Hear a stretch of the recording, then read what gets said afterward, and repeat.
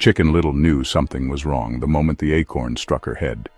It wasn't much, just a tiny tap, but enough to make her look up. She saw cracks spreading across the sky and panicked. Alarmed, she ran to warn her friends. Henny Penny, Goosey Lucy, and Turkey Lurkey didn't believe her at first. After all, the sky had always been there, steady and secure. But Chicken Little's fear was contagious, and soon they too were certain disaster was falling from above. Together, they rushed to tell the king. But the sky wasn't falling. It never had been. Chicken Little had misidentified the threat. Something had startled her, but it wasn't the heavens coming apart. It was an acorn, small and ordinary, mistaken for something far worse. That was the first mistake, failing to recognize the true nature of the threat. But the second mistake was far more dangerous. Before they could deliver their warning, Chicken Little and her friends met Foxy Loxy. Foxy Loxy didn't argue or dismiss their fear. He encouraged it, playing along just long enough to earn their trust. Then, under the guise of helping them, he led them straight into his den, where their warning and their lives came to an abrupt end. The story doesn't end in tragedy because Chicken Little panicked. It ends in tragedy because no one stopped to ask the right questions. Chicken Little misread the warning, and her friends followed the loudest voice instead of the wisest one. The real danger wasn't overhead, it was walking beside them, feeding on their confusion. This is the Chicken Little challenge. The hardest task isn't just knowing that something is wrong, it's understanding what is wrong and why. Today's world faces mounting risks, subtle numeric instabilities, creeping quietly through the systems we trust most. Planes falter, rockets explode, and power grids collapse. Not from obvious breakdowns, but from errors too small to see until they spiral out of control. The danger isn't imaginary, but if we mistake its nature, or worse, let others control the narrative, we risk following the wrong guide straight into disaster. The challenge before us isn't just to see that something has fallen, it's to recognize what it means, before Foxy Loxy turns panic into opportunity. Something is wrong in the sky. In the first quarter of 2025 alone, commercial aviation has suffered a wave of disasters and near misses that have left investigators scrambling for answers. From South Korea to Philadelphia, Nome to Toronto, jets have crashed on landing, caught fire at the gate, flipped upside down on the tarmac, collided in midair, and simply vanished from radar. On January 29th, a Jeju air flight slammed into the runway at Muan International Airport, killing 174 people, the worst single airline disaster in a decade. Just one day earlier, another South Korean carrier, Air Busan, had to evacuate its passengers moments before takeoff due to a sudden onboard fire. On the same day as the Jeju crash, over Washington, D.C., an American regional jet collided midair with a Black Hawk helicopter in controlled airspace.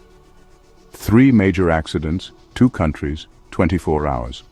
The tragedies continued. In Philadelphia, a medevac Learjet crashed in flames just seconds after takeoff.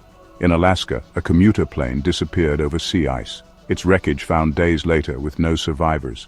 In Toronto, a Delta regional jet landed in crosswinds and flipped on its back. And in Honduras, a small turboprop plunged into the ocean just after departure, killing everyone on board. These were not all the same kind of aircraft, or the same manufacturers, or the same airlines. They weren't even operating under the same regulatory regimes. But they share something far more important than any of those details. They all failed within systems that were supposed to be safe.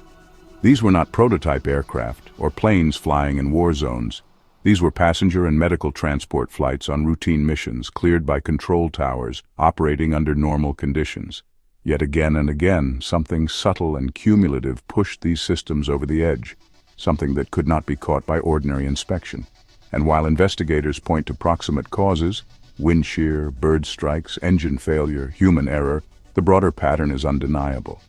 It is as if the air itself has grown more dangerous, as if the margin for error is collapsing from all directions. The sky is vibrating, drifting, and misaligning in ways we do not yet fully understand. And the price of that misunderstanding is being measured in lives.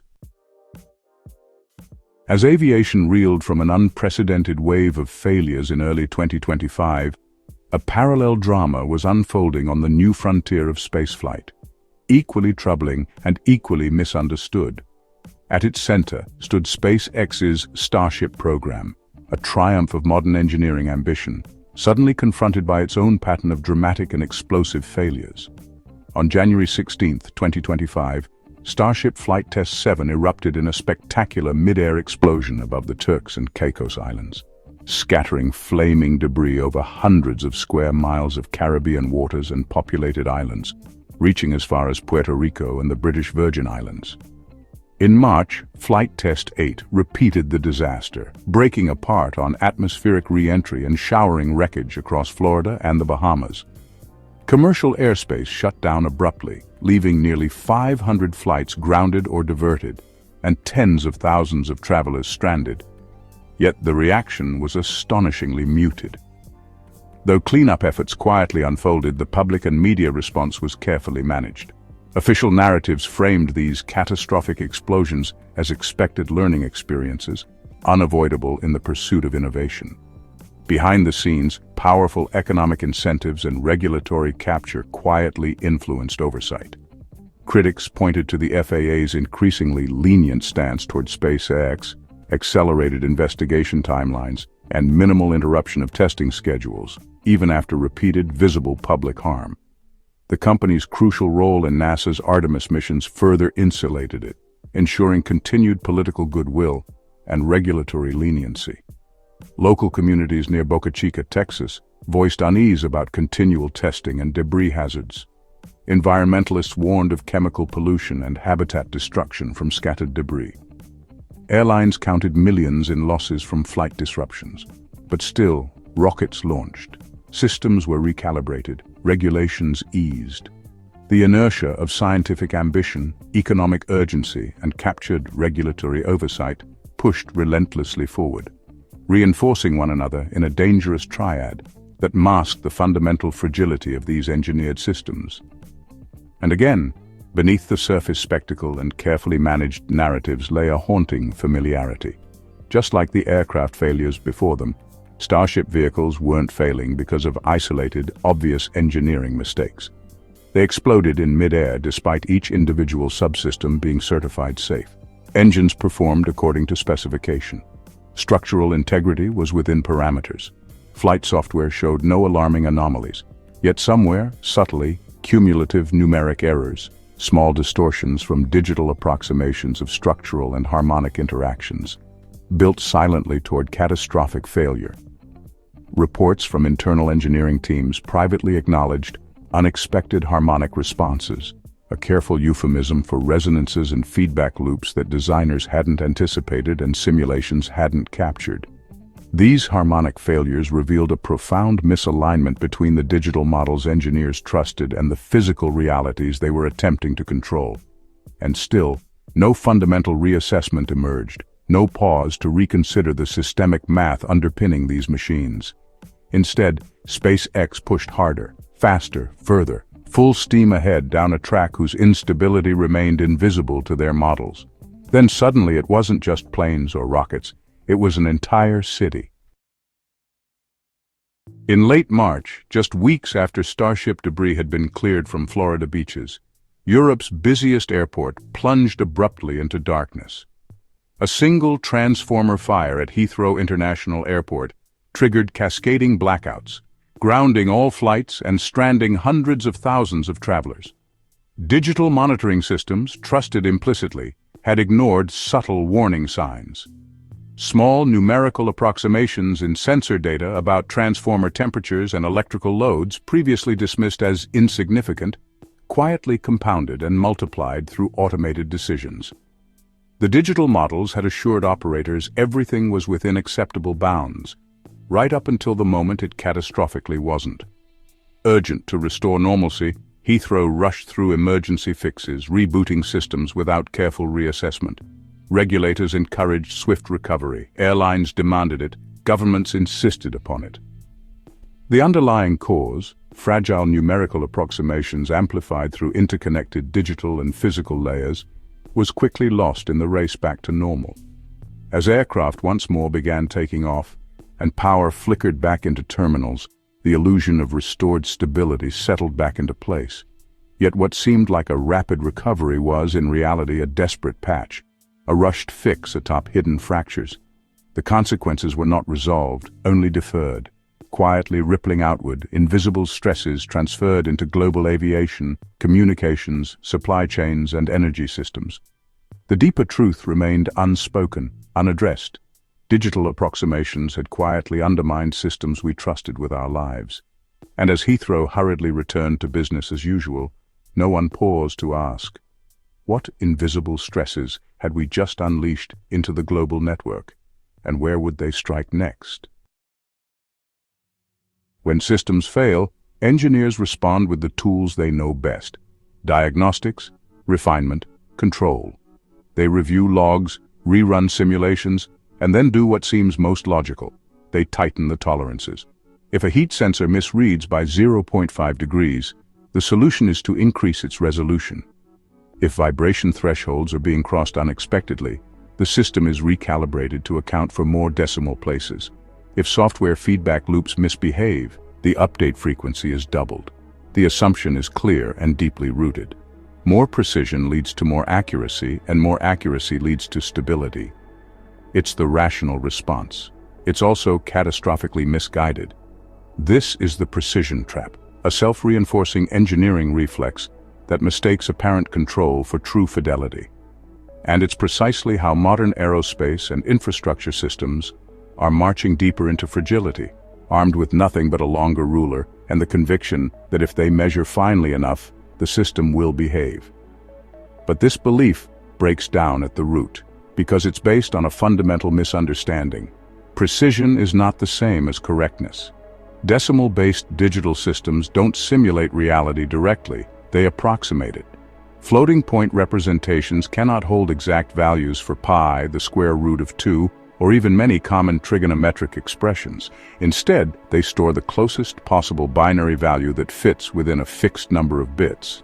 This means that every single calculation involving these constants, angles, curves, harmonic oscillations, temperature shifts, rotations, begins with error baked in. More digits only push the error out further, they never erase it. In small, isolated calculations, this doesn't matter. In spreadsheets or static models, rounding errors are harmless. But in systems governed by feedback loops, resonance, and phase sensitivity, such as aircraft undergoing cyclic stress, rockets under dynamic loads, or power grids maintaining synchronous frequency, these tiny inaccuracies don't just persist, they compound, they amplify. They feed back into themselves in ways that no amount of decimal padding can prevent. This is why rockets explode even when every subsystem is within spec, why planes suffer vibration fatigue despite passing simulations, why transformers fail even when temperature logs are normal. The model doesn't match reality, not because the model is coarse, but because it is built on a mathematical framework that cannot express the very relationships the system depends on. And so, the engineering response, tightening tolerances, increasing decimal places, refining simulations, is not a solution. It is a deeper commitment to a flawed system. It's doubling down on a blind spot. What's worse, the more these approximations are buried under layers of higher resolution abstraction, the more invisible they become. Engineers begin to trust their models more than the physical systems they're simulating. The illusion grows stronger, even as the underlying coherence quietly erodes. This isn't negligence, it's a systemic misunderstanding. And it explains why across domains, aviation, spaceflight, energy infrastructure, we are seeing failures that emerge not from one mistake, but from 1,000 small, insignificant approximations colliding at the wrong moment. Until we confront this, no amount of tolerance tightening will save us. At the heart of modern engineering lies a quiet contradiction, one hiding in plain sight. For decades, engineers have assumed that increased numerical precision would naturally translate into greater accuracy, reliability, and stability. Digital computing made this assumption seem self-evident. After all, computers can effortlessly handle vast strings of decimals, seemingly limitless detail and resolution. But beneath the reassuring surface of infinite decimal expansion, our computational foundations conceal a deep and insidious flaw. The flaw begins with a simple truth. irrational and transcendental numbers can never be exactly represented by decimal approximations. Numbers like pi, phi, and fundamental trigonometric constants, critical to every complex system from aircraft wings to rocket guidance to power grid frequencies, are inherently irrational. In a finite digital environment, they must be approximated, rounded, truncated, and stored within limited precision.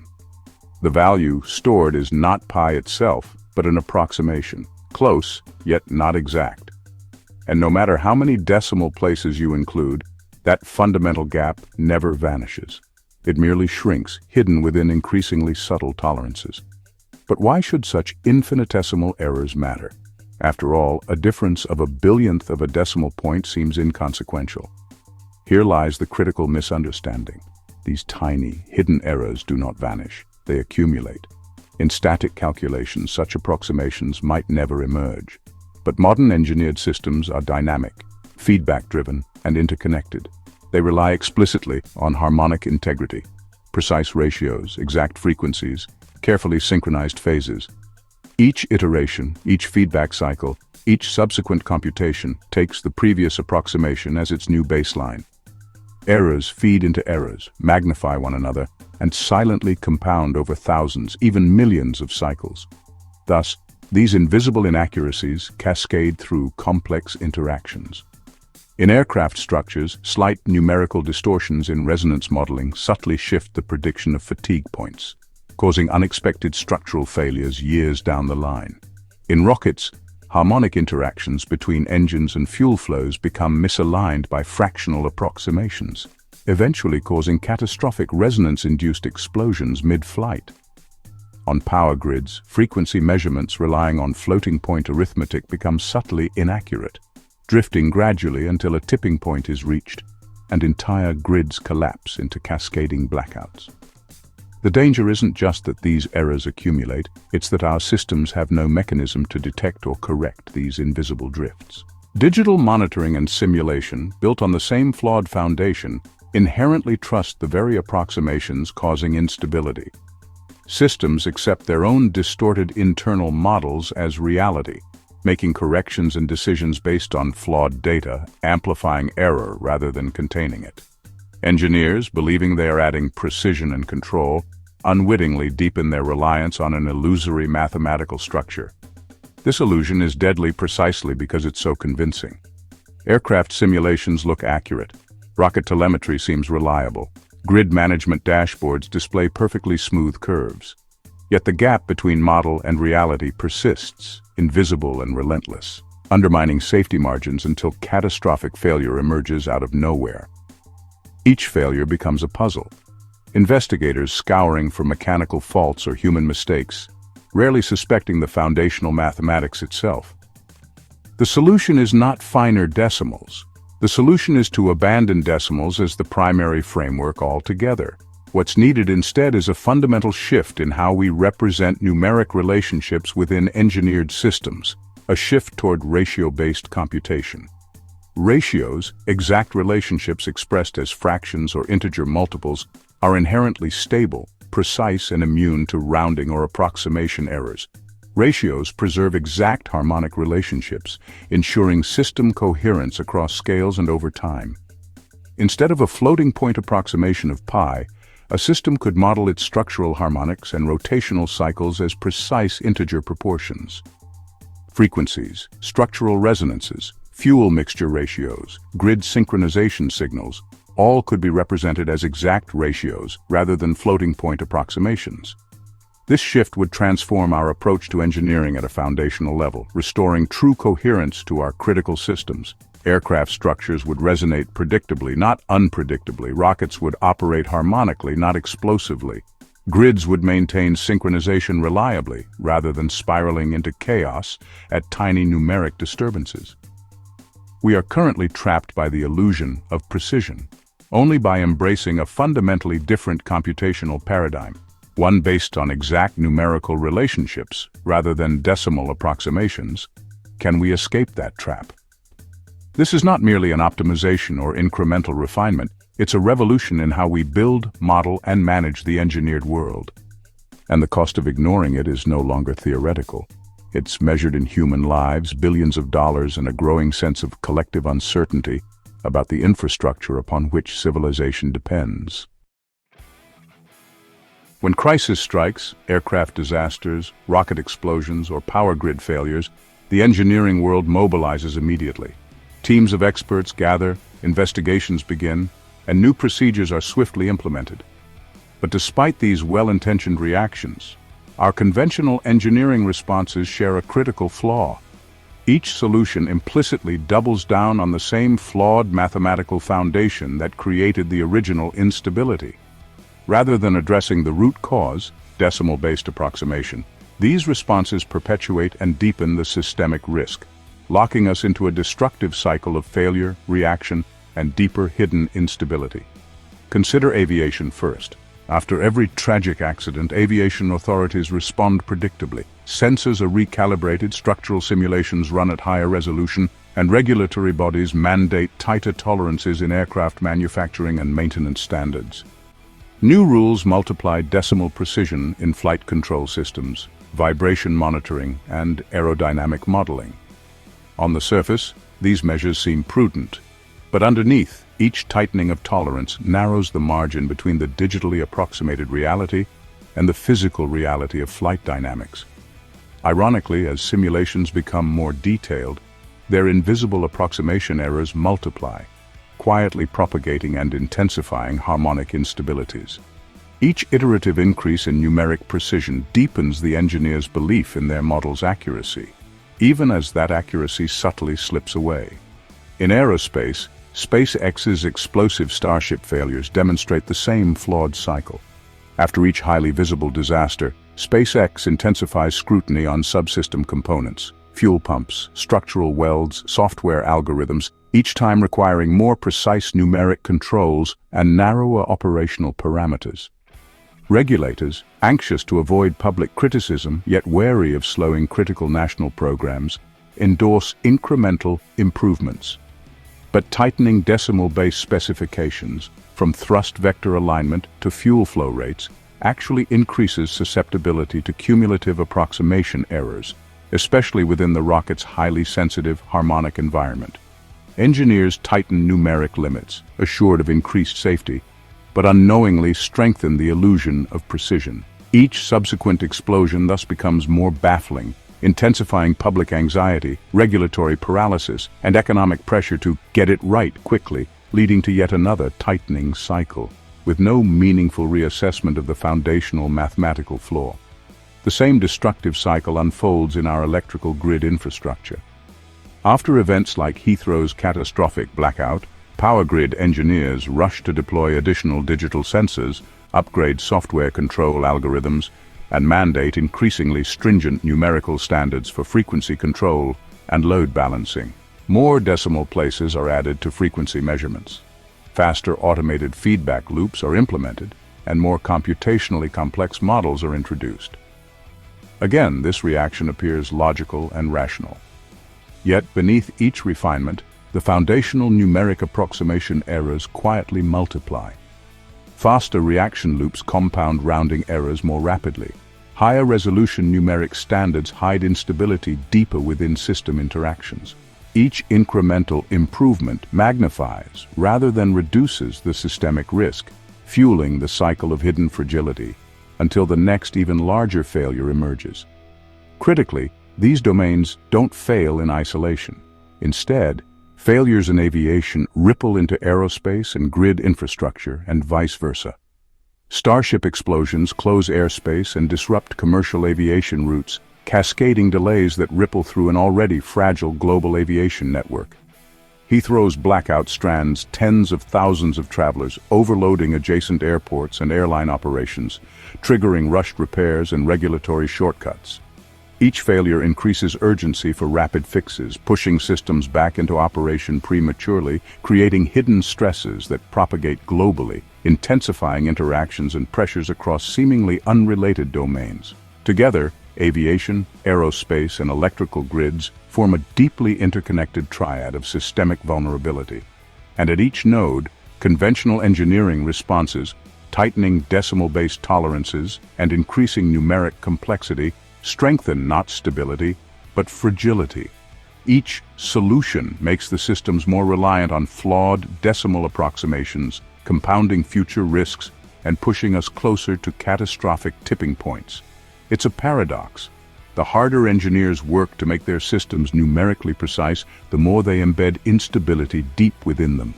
The cycle is self-reinforcing, driven by regulatory inertia, economic urgency, and scientific pride, locking society into a dangerously unstable equilibrium.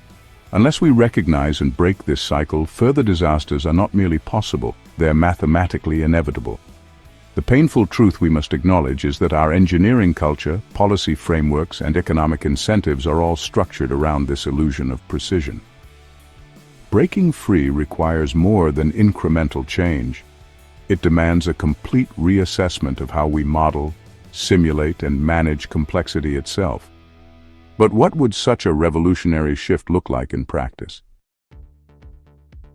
The disasters we face today, jets falling from the sky, rockets exploding unpredictably, power grids collapsing without clear warning, are not random accidents. They are symptoms of a deeper, systemic illness rooted in the very mathematics we rely upon to understand and manage complexity. Our conventional engineering responses, doubling down on decimal precision and tightening numeric tolerances, have repeatedly failed, not despite their rigor, but because of it. It's time for a revolution, not merely in how precisely we measure, but in the very foundations of how we represent reality mathematically. The solution is clear, but it requires a paradigm shift away from decimal approximation and toward ratio-based computation. Unlike decimals, ratios, expressed as exact fractions and integer relationships, capture the true harmonic integrity and exact proportions inherent in complex systems. Ratios represent relationships exactly, without approximation or rounding. They preserve coherence across iterative processes, maintain stability through repeated feedback loops, and eliminate hidden cumulative errors. In short, ratios offer precisely the stable mathematical foundation that decimal approximation fundamentally cannot provide. Imagine aircraft whose structural harmonics are modeled not as decimal approximations of trigonometric values, but as exact integer ratios, ensuring vibrations align harmonically rather than destructively. Consider rocket engines whose thrust, fuel flow, and structural dynamics operate in exact numeric harmony, preventing the subtle numeric drift that leads to catastrophic explosions. Envision power grids, whose frequency synchronization is governed by precise numeric relationships, rather than digital approximations prone to cascading errors. In each domain, a ratio-based mathematical foundation would not merely improve resilience, it would fundamentally eliminate the numeric instability that now invisibly threatens us all. Shifting to this ratio-based paradigm is not just a theoretical ideal, it's a practical necessity. It requires re-engineering computational platforms to prioritize rational arithmetic and exact integer relationships. It demands new educational standards, training engineers and mathematicians not merely to approximate, but to think explicitly in terms of proportion and harmony. Regulatory and safety standards would evolve from specifying narrower decimal tolerances to specifying exact numeric relationships, inherently embedding structural stability into every critical engineered system. But the greatest challenge is not technological, it's cultural.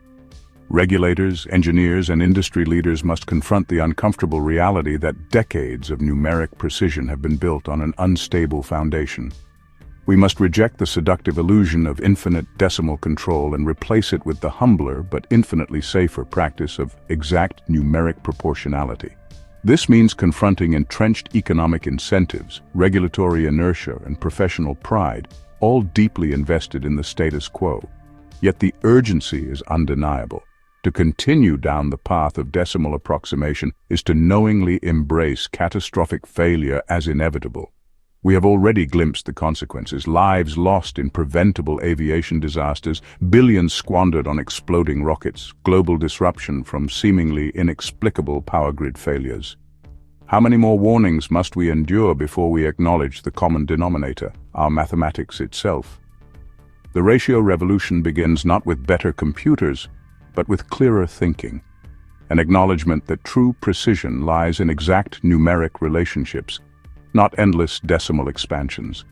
We must reject the failing legacy of approximation and embrace a future of explicit proportional harmony. The stability of our aircraft, our rockets, our electrical grids, and ultimately the infrastructure of our civilization itself depends on it. The moment for incremental improvements has passed. The choice before us is clear and stark. Continue spiraling deeper into hidden numeric instability, or embrace the ratio revolution, securing a safer, genuinely resilient engineered future. The next disaster may not offer another chance. Chicken Little was misunderstood, not because he lacked insight, but because his message challenged everything his community believed to be stable and true. Like Chicken Little, your role in the national security live-action roleplay, NSLARP, is uniquely challenging. You're tasked not simply with raising an alarm, but with inspiring a deep paradigm-level shift in how our society understands and responds to invisible threats. The numeric instabilities we've explored, quietly accumulating beneath aviation, aerospace, and critical infrastructure, continue precisely because our dominant narratives remain reassuring, entrenched, and dangerously incomplete. Your goal is not to patch individual cracks in the sky, but rather to lead the broader community toward recognizing that the very foundations of our engineered sky are failing. First comes identification. Like Chicken Little feeling that tiny fragment fall from above, your mission begins with noticing subtle anomalies that others overlook. Successful identification requires a keen sensitivity to systemic fragility, recognizing that these dangerous instabilities manifest first as subtle irregularities, small numerical errors, and seemingly inconsequential patterns in data that engineers, administrators, and the public readily dismiss. You must embody Chicken Little's courage in naming these concerns publicly, even when others initially doubt your perspective. Within NSLARP's fully immersive environment, open to participants from all backgrounds, your awareness can grow collectively sharper as diverse participants share clues, connect seemingly isolated events, and reinforce one another's emerging awareness. Remember, Chicken Little's strength lay not in authority or expertise, but in perception, curiosity, and courage to speak clearly about dangers others had missed. Yet awareness alone is insufficient. The next critical stage is interpretation. Chicken Little's failure was not sensing danger, but communicating its meaning effectively to Henny Penny, Turkey Lurkey, Goosey Lucy, and the wider community. Your success depends upon transforming complex technical and mathematical insights into stories comprehensible across all narrative layers, public, academic, and administrative alike. These narratives must clearly illustrate how seemingly minor numeric distortions in digital approximations inevitably cascade through interconnected systems, amplifying quietly until catastrophic failures emerge unexpectedly. Within the immersive role-playing context of NSLARP, every participant becomes both storyteller and interpreter, collectively reframing technical complexities into narratives that resonate widely, bridging gaps in understanding across diverse stakeholders. By ensuring that your interpretations clearly illuminate hidden interconnections and systemic vulnerabilities, you transform isolated warnings into compelling calls to collective action. Finally comes your greatest challenge: influence. Chicken Little's tragic failure, one you must consciously avoid, was allowing Foxy Loxy to hijack the narrative, exploiting fear, confusion, and complacency. Your task, therefore, involves shaping narratives strategically and persistently across public, academic, and administrative domains, recognizing that influencing at only one level risks allowing entrenched powers to regain control. Influence within NSLARP emerges organically, driven not by authoritative prescriptions, but by the collective momentum of shared understanding. Rather than prescribing solutions from above, your narratives must clearly reveal the foundational numeric flaws of current engineering paradigms, empowering communities of engaged citizens to independently demand and pursue a shift toward ratio-based numeric foundations. Influence arises when the narrative of numeric instability and the urgent need for a fundamental mathematical revolution becomes widely understood, independently amplified, and culturally undeniable. Above all, the essence of your mission within the NSLARP environment is to foster emergent understanding, to ensure that communities do not merely recognize isolated instances of falling sky, but fully comprehend that the sky's very foundations have grown unstable. Your success will manifest when decentralized yet aligned narratives emerge naturally from diverse participants, reinforcing one another to break the dominant paradigm's comforting illusions. Like Chicken Little, you cannot compel the world to believe the sky is falling. You must enable the world itself to recognize that the sky's foundations were always precarious, built upon dangerously unstable numeric approximations. This realization, emerging organically from ordinary citizens, scholars, administrators, and industry experts alike, will catalyze the needed paradigm shift. Chicken Little's task was enormous, misunderstood, and undeniably daunting, just like yours. Yet within NSLARP's immersive participatory framework, you have a powerful advantage Chicken Little lacked: the collective wisdom and collaborative energy of an open, engaged community dedicated to shared discovery and collective influence. By harnessing this decentralized potential, you become not one voice crying out alone, but part of a growing chorus, too compelling, too clear, and ultimately too numerous for Foxy Loxy's dominant narrative to silence. The sky truly is falling. Your greatest achievement will be ensuring that this time the world listens, not merely to panic, but to act decisively, abandoning the illusion of decimal precision and embracing a stable foundation built on genuine numeric harmony.